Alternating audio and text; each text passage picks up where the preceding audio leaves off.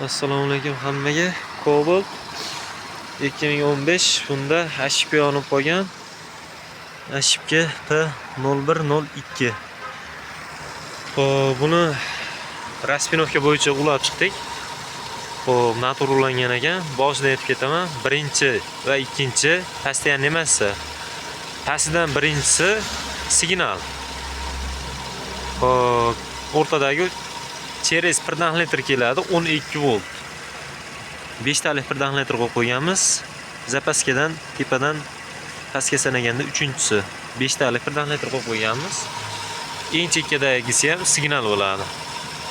Ikkita massa signal 12 volt через 1 litr keladi. Bunisi ham signal. 120 lik relay qo'yib berganmiz. 86 gaz klapan, 87A vozdux, 30 kompyuter, 85 relayni 85-noshkasiga boradi, 87Asiga 120 km o'tib turadi. Xo'p. Оборот o'ynashlari bor edi. Оборот o'ynashlari ham yo'qoldi. Ashibkasiga subros beramiz. Tekushisi o'chgan, qaytib yonmaydi. Xudo xolasa ishlari bitdi. 120 lik programma urib berildi.